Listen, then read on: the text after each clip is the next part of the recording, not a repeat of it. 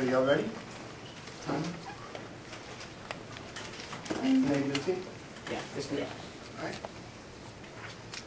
At the end of today's round, you will be posed with a question.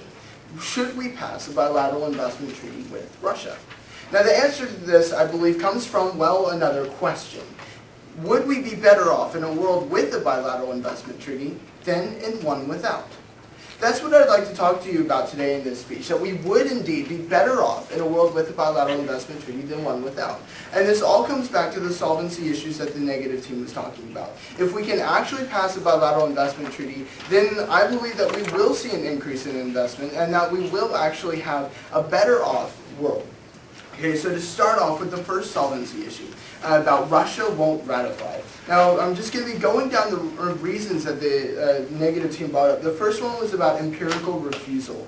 And they brought up the fact that Russia did not and has not ratified the BIT back from 1992, the last one that the United States proposed to Russia. Now, the reason for this, as we quoted in the first the first status quo point under our 1AC, the reason for this was actually because President Boris Yeltsin dissolved the parliament in 1993. It's kind of hard to ratify a treaty if you don't really exist. After that, it took until 1999 for the Duma to actually come back around, and it really hasn't been an issue since then. Just a little bit more support under this. Talking about how Russia didn't ratify because of a political standoff. Not necessarily because they didn't want a BIT, but because they had a political standoff. Andrews Aslin and Andrew Kuchin said in October 17th of 2007, the United States ratified this treaty, the bilateral investment treaty, on August 11, 1993. But the United States has failed to persuade Russia to ratify this treaty, so it lacks legal force. The main reason for this failure of ratification was that a parliamentary majority long opposed Boris Yeltsin, but that was no longer true from December 1999. Just talking a little bit about why exactly this happened, and in addition to this, just in addition to the fact that Russia didn't really ratify because of the reasons we talked about in our last speech, there's the additional fact that Russia would not ratify the 1992 agreement right now. Just talking a little bit more about that, Samuel Cherep and Andrew Kuchin said in February of 2009 the United States should pursue a new BIT with Russia. A BIT was signed by both countries in 1992 and ratified by the Senate in 1993. However, Russia never ratified it, and the document is now outdated.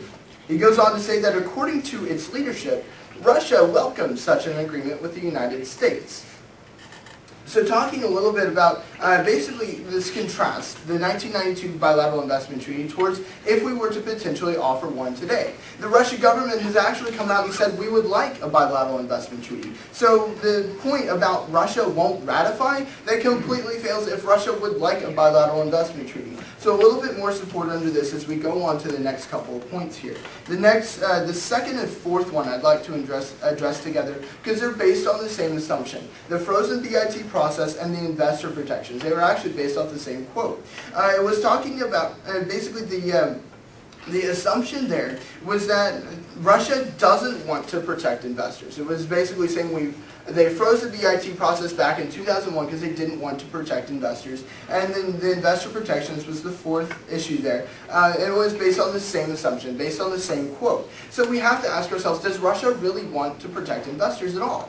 Well, it turns out, in fact, they voiced their opinion on this. President Medvedev, according to the Gulf News agency in June 26th of 2010, said Medvedev said he made business contacts in Silicon Valley that will help Russia progress in areas such as energy development and computers.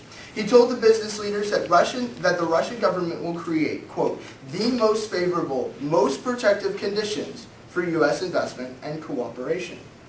Just talking a little bit there about how Russia's mindset has changed over the last 10 years or so. Basically saying that they've gone from not really wanting to protect investors, according to the trade representative back in 2001, to nowadays, President Medvedev is saying that they really do want to protect investors. They want to provide the most protection they possibly can to invite investors into their economy. Because they've realized, as well as we have, that more investment will actually produce economic growth for them as well.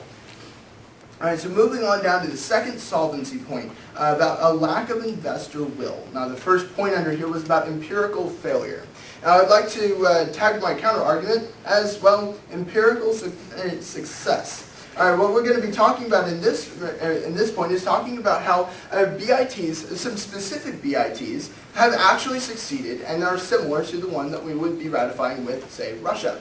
All right, so talking about here, the negative team quoted a survey done, or study done by Jason Webjacki, who said, blanket statement, that BITs don't really produce investment very well. Now, I'd like to come back and talk about Kazakhstan and the United States specifically had a BIT. And as Jonathan Spence said in 2001, Kazakhstan has seen an inflow of over 13 billion foreign direct investment dollars from the United States, or 27% of total FDI, or foreign direct investment. The investment has fueled very strong economic growth of over 10% annually in the Kazakh economy. He goes on to say, U.S. investors have also been rewarded with fast economic growth and huge growth in exports from Kazakhstan. And he goes on to talk a little bit more about the specifics, but the point remains that Kazakhstan and the United States had a BIT, and it has worked out very well. So you may be sitting there scratching your head going, what was Jason Webjacki talking about? Obviously, BITs actually can produce successes. So when we approach a BIT, like the one between the United States and Russia, we have to be looking for some things in particular. Basically, the why behind why does a BIT really work? Well, for a BIT to work, what you need to have is two certain circumstances, and these flow from the very ideas behind the bilateral investment treaty. Now, circumstance one would be that there needs to be something to protect from, Now, obviously, if we pass a BIT between us and the United Kingdom, there would be nothing really to protect our investors from. And so if we didn't protect our investors from anything, since the United Kingdom government isn't stealing our investors' money, there wouldn't be an increase in investment because everything would still be the same. However, in the case of Russia and actually Kazakhstan, there's definitely something to protect from. The corrupt governments in both of these countries have actually been very consistent in stealing our investors' money. So there's definitely something to protect from there. And so we can expect the same kind of a result in Russia as we saw in Kazakhstan. Now, the second point under here is that the second circumstance is something to invest in. If there's nothing to invest in, we couldn't expect any success either. However, Russia is the 7th largest economy in the world, according to the CIA World Factbook, and as we could tell, a large economy would offer a lot of investment. As well as this, all economies are unique in their own specific way, and Russia has a lot of oil as well. Obviously, Russia has a lot to offer the United States. Now, going along all this, we arrive at the same conclusion that Samuel Charrett did in January 29th of 2010. He said the United States could reap substantial economic benefits from new investment opportunities, increased trade, and greater inward investment achieved through engagement and integration with Russia. Just talking again about how the United States and Russia have very much to gain from investing. As iron sharpens iron, so too will our economies help a world with a BIT to be far better than one without. Thank you. I'm now open for cross-examination.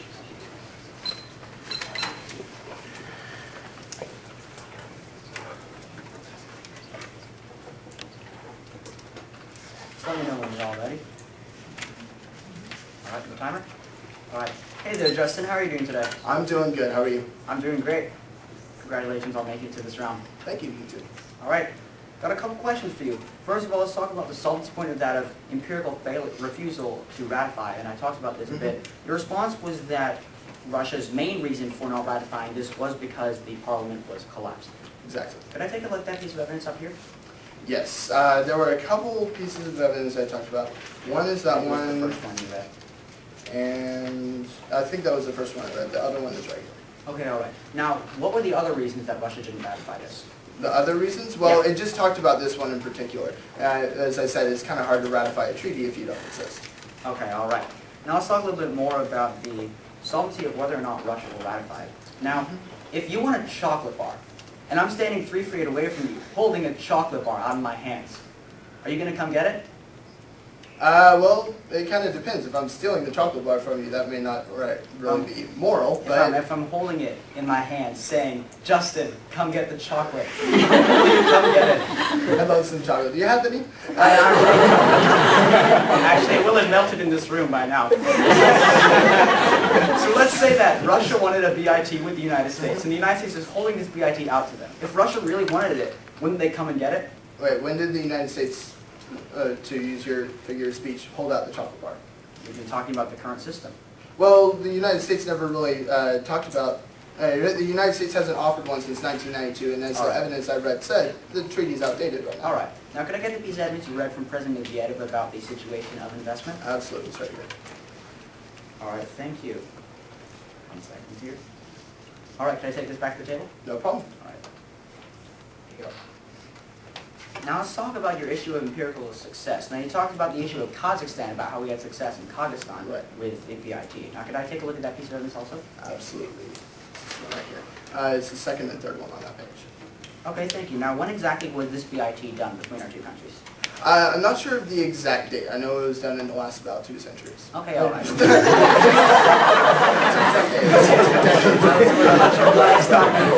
Kazakhstan being around that round. So did you actually read any evidence to talk about whether or not investors are interested in Russia in the market right now? I'm sorry, could you say that again? Did you read any evidence about investors' opinion of Russia right now? Investors' opinion of Russia. No, I didn't read any evidence specifically on that. Sweet. All right, no further questions. Thank you so All right. much.